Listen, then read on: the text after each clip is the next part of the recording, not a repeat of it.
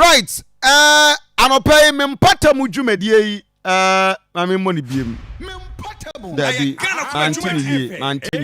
Mempatable. Fantastic. Mempatable. I Ghana Kuma dwumadie. Fantastic.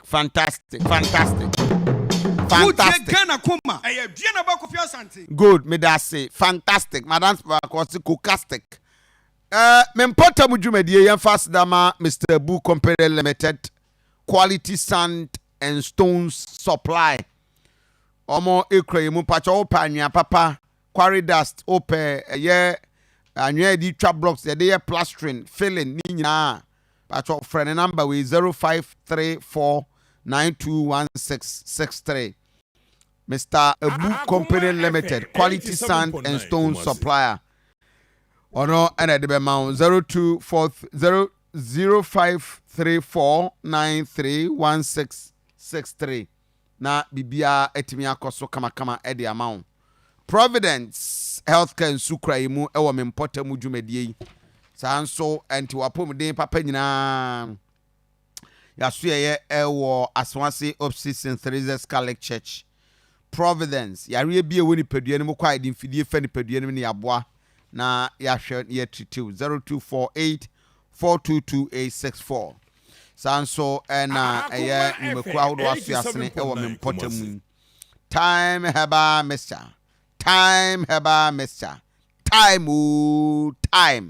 malaria fever loss of appetite immune system na ayemra time heba mister eno a shop bia mo a pharmacy shop chemical shops urawa yabeboa na ye treatiu no anya duro bi nso ato 0244 41769 69 0244 4176669 omo ene kura yasene a me pacho me mpota mu dwumadie ena no pay ye de ebro me pacho they are the sponsors for me mpota mu nti anopai eya anumada wo mase Mempatable. I Ghana Kuma dwumadie. Na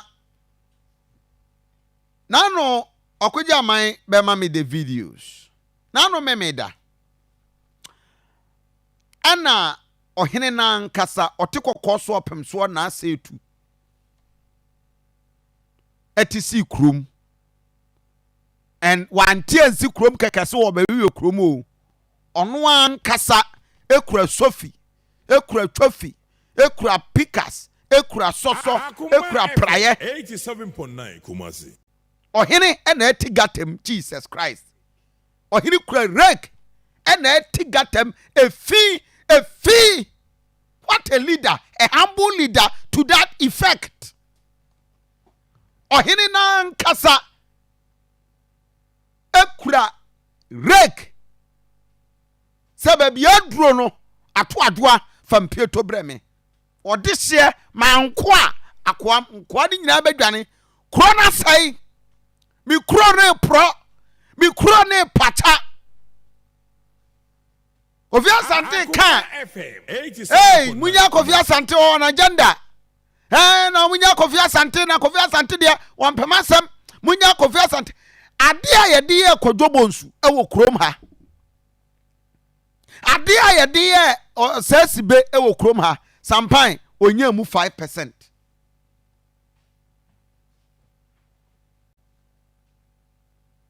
Ana nipa binum di tirimude eti kroimu ana dwuma asie ye ne yenye ana kroimu ayepoto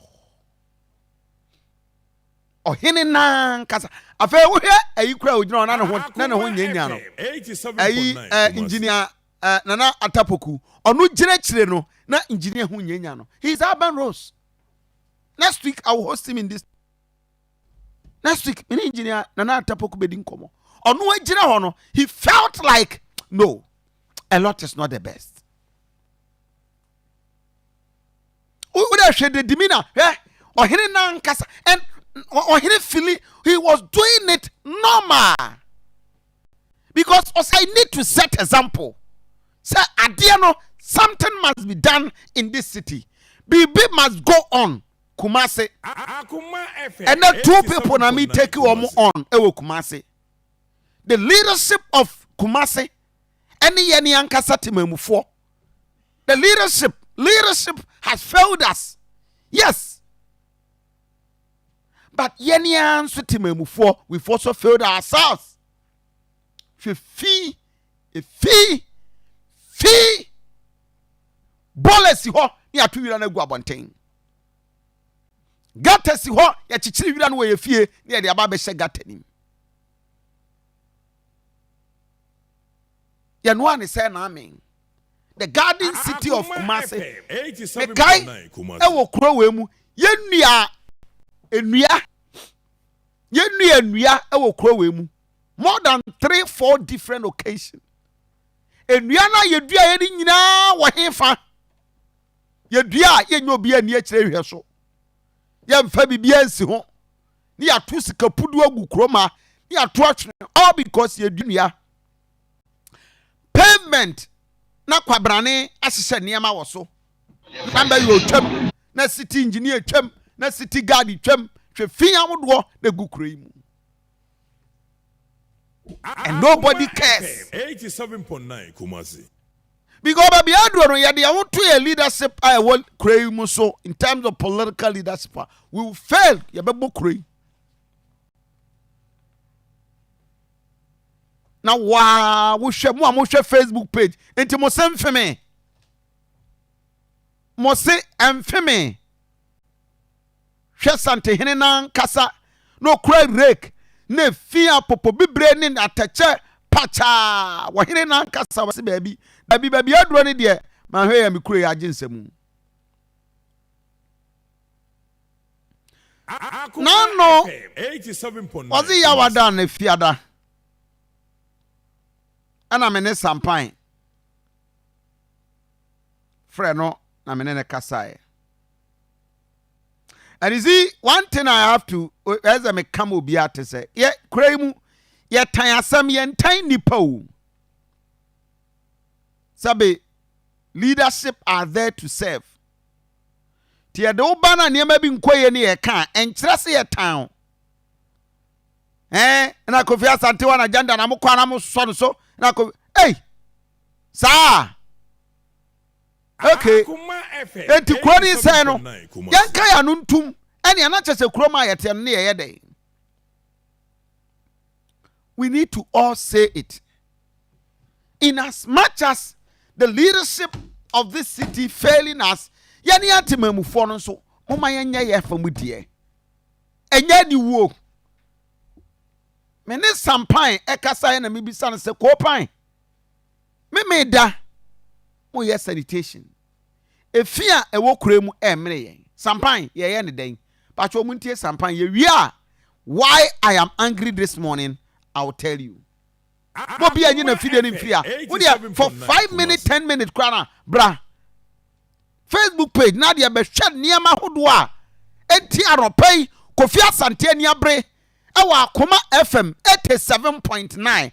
Akoma FM 87. Why must I not be angry after wahine abeti krom wahine anwan kasa tiesi krom enye ye ni wo enye ye fede adai edie ye gidai wo kro we mu ye gidai Kumasi ye gidai oh ye gidai.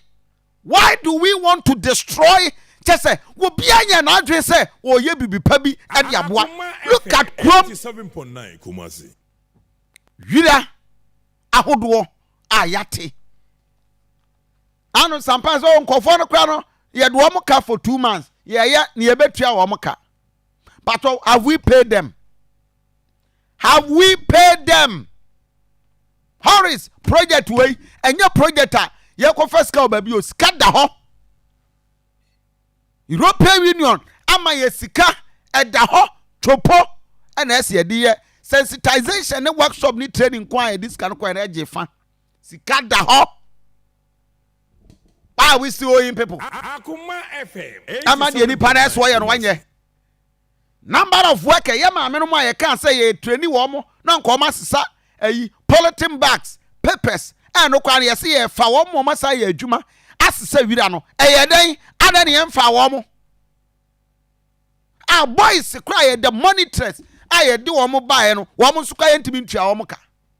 ye ka asam no kra ye mpe no kra okroma no bia ye de ope me ni sampan di nkomo na last week ahead of memeda program no ya better Kejetia Dr. Mensa airport runabout asafo any amakum area 87.9 Kumasi kese ewo honom ihye no ene say memeda no pa no nsia ekopim from Tubre, that's 6 a.m. to 12 noon.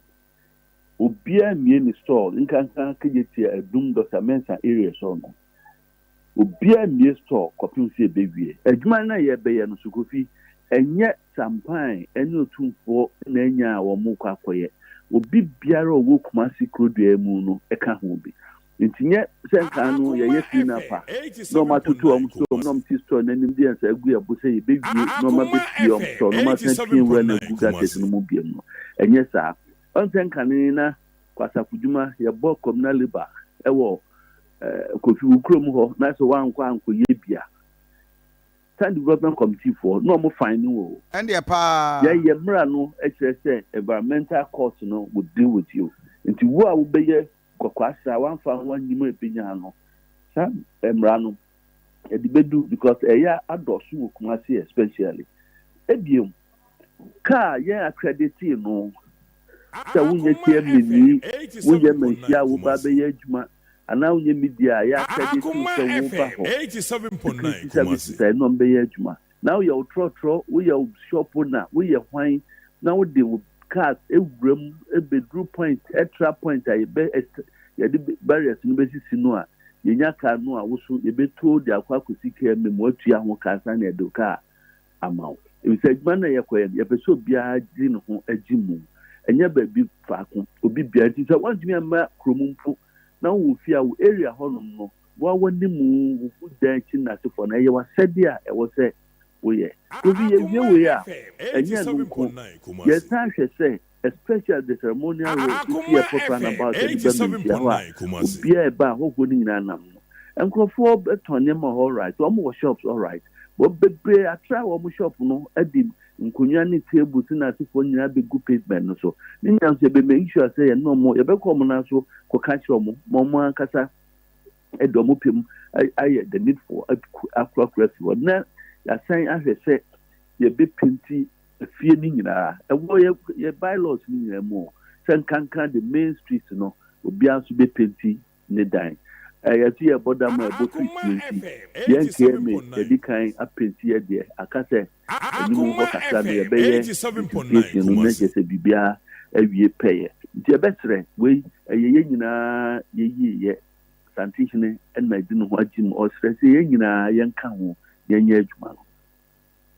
So the Saturday exercise no Dr. Mensa ne afa GM Kejetia ni mo na ye guzo but ye koko wie na ye wie no Saturday ni wie a wo se ye be fra ba esoro astan soro ne ahwese fia ayedada nyina ye be penti wona wode won shop aba bonten ye be hwese ye be mo omo ankasa voluntarily if it ye wo kan obodi be 87.9 Kumasi say ye betimi I enforce this arrangement I will can because it appears go be arrangement you know came your enforcement team yes mention so I share bo so so be boa yen e ma akoso ade no ye no sabi kofi so utu onim say enye pavement no so na so do ne ma e beguo en kan be a ye kan enti so wo the banner say obi agu say ade a wo ye nye dia to the bia enye patapasem ne politics sem enye semina mfi ha na mini we say asem when it's wrong it is wrong if the banner ho say 87.9 Kumasi na we ya subache dia kofi your regulations so emra no wo. But over the period we share Horace project almost started last 2 weeks my friend in charge of sanitation still era so a wo fi e wo adum e wo Kejetia ya wo Horace project here enu achi na no ye hu meeting kra ye ni say difficulties no enya yen ke difficulties there are two angles. One, One ye fa one ye tia one Akoma FM 87.9 Kumasi. Kofi Akoma FM 87.9 time I Kumasi. do 106 no. Obedu ho bi 9. In fact, the last time in Chawano, South for the last time one kasa, almost 6 crackers and one community or moka. Kofi ye do omuka 2 months ye be enra nne ye tia bi ama wo. But they don't go to work. Now Kofi was here do kana so one majuma and when the month ends you come there say oba be diska. One kwadwuma no because you do ka until the dead one kwadwuma no. I didn't na baba say entu aka. When we made an arrangement, you started projects, no, they're just sending no levies, no. You need a next month, and you best start any Akoma FM 87.9 Kumasi. Traders not for no non be share with them. Kaka has so much near the bono. Next month, you best start until for the past November, bano. A assembly resources, the DTR or Moka in one move being called. 2, a binum to said that the Kuguabe Kofi container no for a muye ma, nom the runner could go from, and none who did be sell questions that no beat me ya kukudo catch them say, Yafa would be fair on prepra, so the runner could go container no money panning edge media. One with that mentality. Is there no one issue? Akoma FM 87.9 Every Kumasi. night we make sure say the place is cleaned. Apart from say we call that places are considerably, the situation is very far better than. Me name the monitoring system because per the last year me ne was sanitation kasaya wa admit here. Some of them now pile up. Even Kejetia for managers, Krano, omo preparation chain. Now, almost so be prepra. No. Kejetia as different. No, I'm talking about runabout and so what they Kejetia fly over down no so copy MTN. No, Oma prepra for him. Oma prepra share last week, but me in the morning, 87.9 the situation not like that. I see. And junkies, no, a drana joa, ya preview member last ball and alcohol, junkies no consistent. It grew from all over the city. No, they are better than put down for Holland. See, that's the difficulty we are having, and especially in the night. One more monitor will be in Holland. No, better. So, you share the realities. Will cream or hene baby di. Ya be badum